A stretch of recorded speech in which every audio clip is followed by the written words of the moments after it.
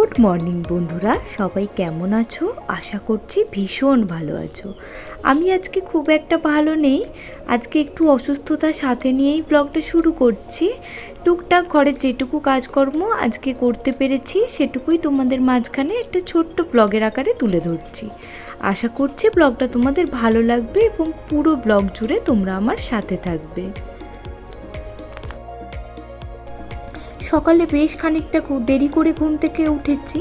যখন উঠে দেখছি মায়ের সমস্ত বাসি কাজকর্ম হয়ে গেছে। আসলে শরীরটা আমার ভীষণ খারাপ বলে মা আজকে সকালে ডাকেনি।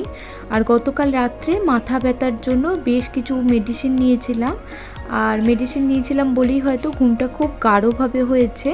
কখন যে এতটা বেলা হয়ে গেছে বুঝতেই পারিনি।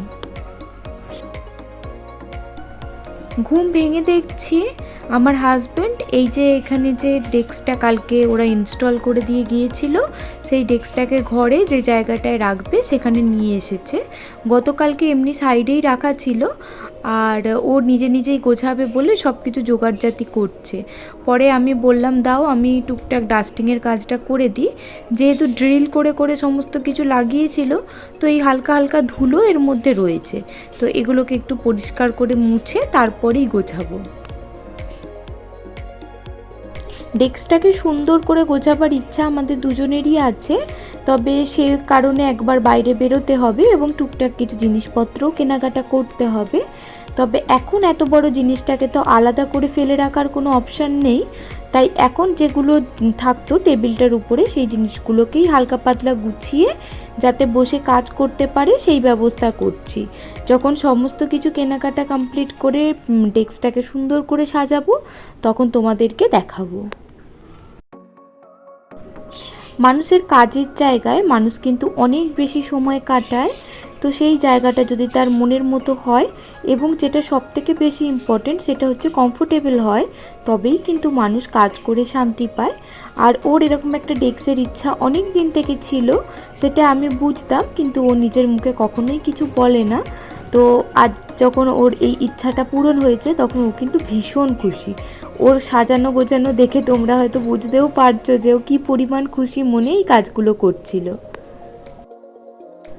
যখনই এই ধরনের কোনো জিনিস বা আশা কারোর মধ্যে থাকে তখন কিন্তু ডিসিশানটা আমরা দুজনে মিলেই নিই এবং দুজনের যে পছন্দ সেটাকে গুরুত্ব দিই এবং তারপরেই কিন্তু একটা জিনিস সিলেক্ট করি এবং সেটা যখন গোছাই বা সেটা কমপ্লিট করে ফেলি তখন কিন্তু আমরা দুজন ভীষণ রকম খুশি হই।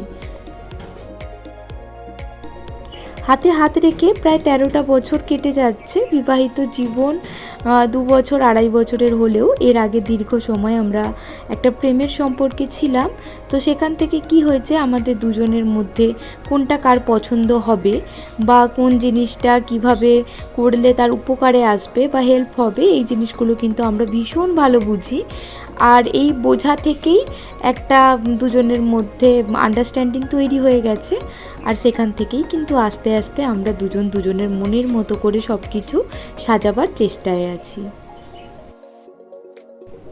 আজকে কিন্তু আমাকে বলেছিল আজকে আমার ছুটির দিন, সেহেতু রান্নাবান্না আমিই করছি, তোমাকে করতে হবে না। তবে আমি বললাম না আমি পারবো, আর ডিমের ঝোল আর শাক ভাজা করবো ভেবেছিলাম। পরে ও এসে বলল যে আর তোমাকে ডিমের ঝোল করতে হবে না, এত গরমের মধ্যে তোমার শরীর খারাপ লাগতে পারে, হালকা পাতলা খাওয়াই ভালো। শাকটা তো তখন ভাজা আমি বসিয়ে দিয়েছি, তাই শাকটা ভাজা করছিলাম আর সাথে আলু পটল সিদ্ধ করতে দিচ্ছিলাম। আর মা ভাত বসিয়েছিল যখন তার মধ্যে ডিম দিয়ে দিয়েছিল, যেহেতু ডিমের ঝোল হবে স্থির করেছিলাম, সেহেতু আজকে ওই সমস্ত কিছু ভাতে ভাত মাখা আর তার সাথে শাক ভাজা দিয়েই চালিয়ে দেব। আমাদের বাড়ির বেশিরভাগ মানুষই আসলে এই সেদ্ধ ভাত খেতে ভীষণ পছন্দ করে। শুধু পছন্দ করি না আমি, তবে এই যে শারীরিক অসুস্থতার কথা চিন্তা করে মাঝে মধ্যে কিন্তু এই ধরনের খাওয়া দাওয়া করা ভালো, আর এতে শরীরটাও অনেক বেশি রিলিফ হয়। তার জন্যই তাই আমাদের বাড়িতে সিদ্ধ ভাত করলে বা অসুস্থতার কারণে কেউ কিন্তু অখুশি হয় না বা কারোর কিন্তু কোনো সমস্যা হয় না, সবাই খুশি মনেই খেয়ে নেয়। এই তো যেহেতু ডেস্কটা এখানে গোছানো হয়েছে, দেখছি টুকটাক ভালোই ধুলো পড়েছে, পাটা কেমন কিচকিচ করছিল।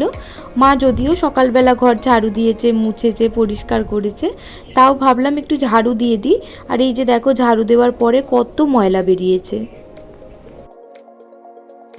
গত দিনের ব্লগে আমি খুব ভালো ভালো কমেন্ট পেয়েছি, আর তোমাদের করা এই সমস্ত কমেন্ট না আমাকে পরবর্তী ভিডিও বানাতে অনুপ্রাণিত করেই।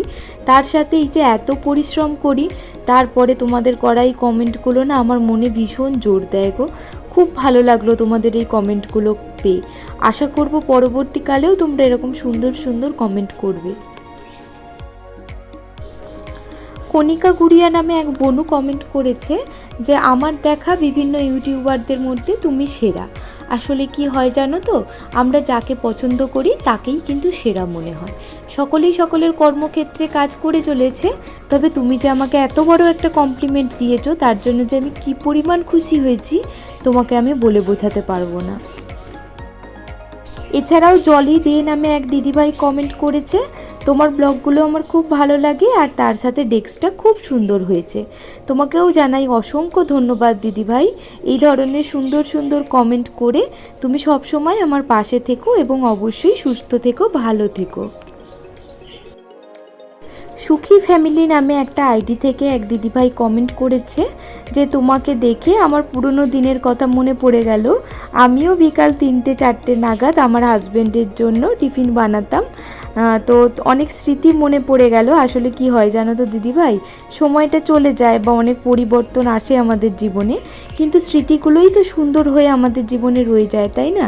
একটা সময় আমার হাজব্যান্ডের একটানা মর্নিং শিফটের কাজ হতো, আর তখন আমি প্রত্যেক দিন ভোর 3টে উঠে ওর জন্য টিফিন বানাতাম। এখন যদিও এই বিষয়টা নেই, অতটা চাপও নেই, তখন কিন্তু ঘুম থেকে উঠতে খুব প্রবলেম হতো, চাপ মনে হতো, বিশেষত শীতকালে। তবে এখন যখন এগুলো পরিবর্তন হয়ে গেছে, তখন কিন্তু ওই স্মৃতিগুলো আমার মনে রয়ে গেছে, এবং আমি কিন্তু মাঝে মাঝেই ভাবি যে ওই সময়টা কীরকম ছিল। তো এটাই হয় জানো তো, স্মৃতি নিয়েই তো আমরা বেঁচে থাকি, তাই না বলো? আর এই তো এত অসুস্থতার মাঝখানেও টুকটাক কাজকর্ম তো করেই চলেছি, দেখতেই পাচ্ছ। আসলে এই কাজকর্মগুলো থেকে না আমাদের ছুটি হয় না, চাই আমরা যতই না অসুস্থ হয়ে পড়ি, এই কাজগুলো আমাদের ঘরে করতেই হয়। তাও এক্ষেত্রে আমি অনেক বেশি সাপোর্ট পাই, যেহেতু আমি আমার মায়ের কাছে থাকি, সেহেতু মা কিন্তু অনেক বেশি হেল্প করে।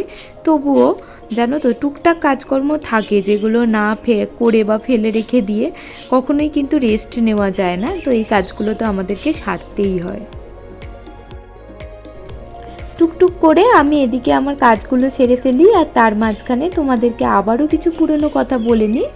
আমি দীপা, আমার দীপার সারাদিনের সাতকাহন এই চ্যানেলটাতে প্রত্যেক দিন আমার জীবনের কিছু মুহূর্ত আমি একটা ব্লগের আকারে তুলে ধরি। যদি তোমাদের এই ধরনের ব্লগ ভালো লেগে থাকে বা আরও দেখতে চাও, সেক্ষেত্রে আমার চ্যানেলটাকে সাবস্ক্রাইব করে আমার পাশে থেকো। আর যদি ব্লগটা তোমরা এখনও পর্যন্ত দেখছো এবং ব্লগটার কিছু অংশ তোমাদের ভালো লেগেছে, তাহলে অবশ্যই ব্লগটাতে লাইক কমেন্ট করে আমার পাশে থেকো। তোমাদের করা একটা লাইক বা কমেন্ট আমাকে কিন্তু পরবর্তী ভিডিও বানাতে অনেক বেশি অনুপ্রেরণা যোগায়। আলু ভাতেটা এমনিই রেখে দেবো ভেবেছিলাম, বা প্লেন মাখবো ভেবেছিলাম, পরে আমি ডিমের ঝোল করব বলে একটু পেঁয়াজ কেটে ফেলেছিলাম। তো ভাবলাম পেঁয়াজটা যখন কাটা আছে একটু লঙ্কা পুড়িয়ে নিলাম, তেল লঙ্কা করে নিলাম আর কি, আর সেটা দিয়েই পেঁয়াজ দিয়ে ভালো করে আলুটা মেখে রাখলাম। এরপরে এই যে গ্যাসের চুলাটা পরিষ্কার করতে চলে এসেছি, আর গ্যাসটা পরিষ্কার করে নিয়ে তারপরে চলে যাব স্নান করতে। তারপরে না বেশ খানিকক্ষণ রেস্ট নেব। কাজগুলো করছি বটে, কিন্তু শরীরে না এতটুকুও জোর নেই। চলো আজকের ব্লগটাকে তাহলে এই পর্যন্তই রাখি। আবার দেখা হবে আগামীকাল আরও একটা নতুন ব্লগের সাথে। ততক্ষণে আমি নিশ্চয়ই অসুস্থতাটা কাটিয়ে উঠতে পারবো, আর তোমাদেরকে সাথে নিয়ে আরও একটা দিনের শুরু করব, এবং সেই ব্লগটা তোমাদের মাঝখানে শেয়ারও করব। ততক্ষণ পর্যন্ত তোমরাও সকলে খুব ভালো থেকো, সুস্থ থেকো, আর অপেক্ষা করো আরও একটা নতুন ব্লগের।